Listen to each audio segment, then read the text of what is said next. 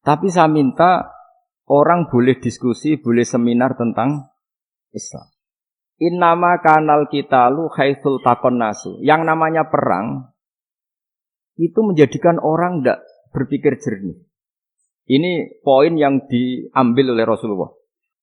Padahal Islam itu bisa diterima oleh akal sehat, harus lewat diskusi, lewat pengamatan, lewat pemikiran, lewat pengendapan berpikir. Makanya Nabi tahu ini masalah besar. Kalau orang perang terus, itu gak kober mikir Islam, gak sempat diskusi tentang Islam. Makanya Nabi hanya minta satu poin. Oke, perjanjian ini saya turutin semua, tapi saya minta orang kafir semuanya boleh mendiskusikan Islam, boleh seminar tentang Islam.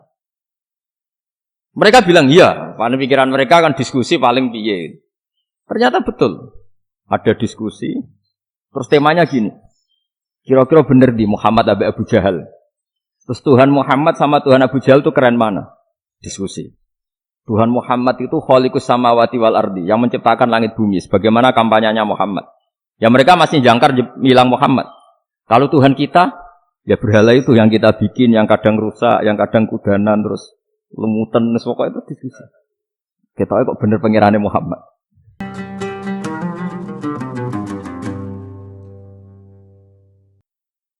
Begini, kita tahu dalam perdamaian Hudaybiyah itu poin-poinnya itu semuanya merugikan Islam. Di antaranya adalah jika yang Islam masuk kafir harus dibiarkan karena berarti masuk ke habitat asli. Karena Nabi sebelum jadi Nabi komunitas pokok itu kafir, sehingga kalau Islam masuk kafir kembali ke habitat. Tapi kalau Islam masuk kafir, kafir masuk Islam itu harus dikembalikan. Karena dianggap bid'ah.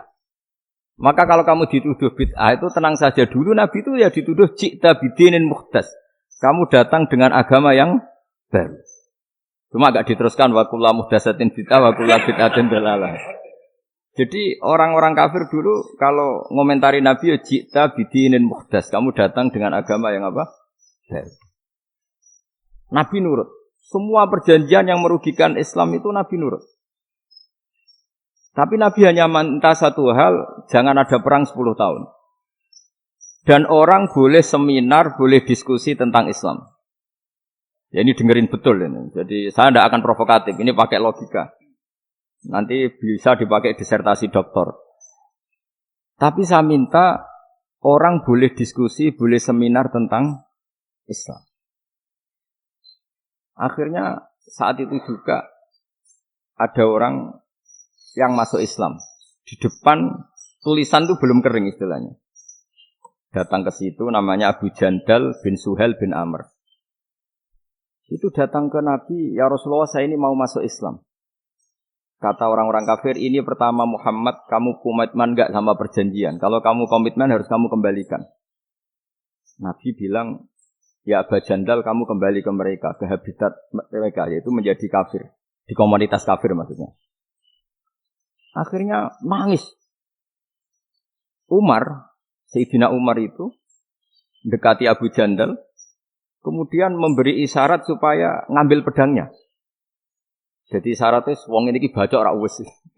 Maksudnya orang-orang kafir. Tapi Abu Jandal enggak mau. Singkat cerita akhirnya kembali ke komunitas kafir. Tapi yang dikatakan Imam Zuhri cara analisis. Ini enggak bisa pakai provokatif, harus pakai analisis. Innama kanal qitalu haitsul taqon nasu. Yang namanya perang itu menjadikan orang tidak berpikir jernih. Ini poin yang diambil oleh Rasulullah. Kalau dibahasakan Nabi curi kesempatan, maksud Nabi dikatakan mencuri, meskipun itu hanya bahasa ya. Enggak mungkin lah kita bahasakan seperti itu. Saya ulang lagi ya. Kenapa ada perang berkesinambungan sampai tahun ke-8 Hijriah? Mulai tahun kedua ada perang Badar sampai tahun 8 Hijriah itu perang terus. Nabi sama orang kafir perang terus. Akibatnya apa Pak Profesor? Namanya perang itu ya enggak kau bermikir. Pokoknya agar ketemu Islam perang, Islam ketemu kafir perang enggak kau bermikir. Padahal Islam itu bisa diterima oleh akal sehat, harus lewat diskusi, lewat pengamatan, lewat pemikiran, lewat pengendapan berpikir. Makanya Nabi tahu ini masalah besar. Kalau orang perang terus, itu gak kober mikir Islam, gak sempat diskusi tentang Islam. Makanya Nabi hanya minta satu poin. Oke, Perjanjian ini saya turutin semua, tapi saya minta orang kafir semuanya boleh mendiskusikan Islam, boleh seminar tentang Islam. Mereka bilang iya, karena pikiran mereka kan diskusi paling piye. Ternyata betul, ada diskusi. Terus temanya gini, kira-kira bener di Muhammad Abu Jahal. Terus Tuhan Muhammad sama Tuhan Abu Jahal itu keren mana? Diskusi. Tuhan Muhammad itu khaliqus samawati wal ardi, yang menciptakan langit bumi. Sebagaimana kampanyenya Muhammad. Ya mereka masih jangkar bilang Muhammad. Kalau Tuhan kita, ya berhala itu yang kita bikin, yang kadang rusak, yang kadang kudanan, terus lemutan, pokoknya itu diskusi. Kita kok bener pengirannya Muhammad. Terus Muhammad Abu Jahal. Mulai dhisik Muhammad itu ora tau bodoh nih. Mulai dulu Muhammad itu gak pernah bohong. Abu Jahal, waduh, wis bodoh nih ngongkonan. Wis ribet kan? Dan semua diskusi itu mengarah ke kebenaran Islam. Akhirnya ngomong kafir sing tokoh-tokoh yo cara Jawa yo. Wah, semane jebule masalah ini kan. Artinya gini, kalau kita ingin Indonesia damai, sebenarnya yang untung itu Islam. Karena Tuhan yang menciptakan langit dan bumi tentu gak akan diperbandingkan atau akan dikalahkan oleh Tuhan yang lahirnya saja sudah di bumi. Misalnya kita menjual Tuhan Allah. Siapa itu yang menciptakan langit bumi, yang ada sebelum langit bumi? Bandingkan dengan Tuhan yang lahirnya di bumi. Ada tanggal lahirnya, ada aktenya. Itu kan sudah ribet kan? Begitu juga kalau memperbandingkan tokoh. Muhammad itu siapa? Tokoh yang bisa menyatukan pan-Arabik. Tokoh yang begini-begini, yang sayang istri, sayang keluarga. Dibandingkan dengan tokoh Abu Jahal, Abu Lahab yang dorong jauh penggaweannya yang ngerugikan orang lain. Akhirnya orang itu mulai tertarik sama Islam. Makanya kata Az-Zuhri pakai bahasa dulu, falam yaklim ahadun bil Islam. Tapi kalau sekarang yang populer itu bahasa yatakallam. Sebenarnya yang benar itu bahasa kalimah yaklimu kalaman karena masdarnya itu kalam, berarti sulasi nopo mujarrad. Tapi di fi'ilnya itu mujarradnya enggak kelaku. Jadi di fi'ilnya takallama yatakallamu, tapi untuk masdarnya yang kelaku kalaman. Jadi ini agak unik, agak enggak lazim. Mestinya kan takallama yatakallamu takalluman, tapi di masdarnya kalam populer. Tapi di fi'ilnya tidak populer. Saya teruskan ya. Ini penting sekali. Jadi menjual Islam, kalau boleh dibahasakan menjual, itu tetap enak dalam kondisi damai. Karena kalau kita perang, itu bawaannya kalau ketemu ya perang. Kalau ketemu perang, sehingga orang itu rakober diskusi dulu. Saat benernya Islam sampai kafir itu bener di. Karena tidak kober diskusi, tidak sempat diskusi, orang yang milih yang kafir. Karena yang mayoritas yang kuat. Sementara Islam zaman itu lemah. Lah Nabi itu yang diminta hudnah, yang penting kita damai. Terus orang boleh mendiskusikan benar mana kita dan mereka. Ya setelah diskusi ya tadi kan nggak mungkin Allah yang begitu keren hebat pencipta langit bumi dibandingkan berhala yang mengurus dirinya sendiri saja tidak bisa. Walhasil terus orang mulai tertarik sama Islam dan aturannya nggak boleh dilarang diskusi. Nah makanya saya pernah ditanya beberapa profesor di Jogja, Gus, suatu saat kalau kampus paling keren di Jogja ini ada Islamic Studies, kemudian pengajarnya dari berbagai agama, ini riskan enggak bagi Islam? Saya jawab, asal yang didiskusikan Islam itu enggak masalah. Sing repot itu nak umat Islam. Karena kalau umat Islam yang jadi percontohan, banyak raja yang dolim, banyak pemimpin muslim yang dolim, terus identik dengan Islam itu jadi dolim kan ribet. Ya kalau pas umat Islam, kalau Islam yang kumat kan jadi masalah kan. Nah ini kan terus jadi beda umat Islam sama Islam yang lagi apa? Kumat. Singkat cerita terus Islam mendapat posisi yang luar biasa. Nah makanya di sini diistilahkan falam makanatil hudnah, ketika ada perdamaian wa amanan nasu ba'dum ba'do, orang merasa aman, itu fatafawadu fil hadis wal munazaah. Mereka berdebat, munazaah itu berdebat. Keren mana konsep Muhammad dengan konsep Abu Jahal?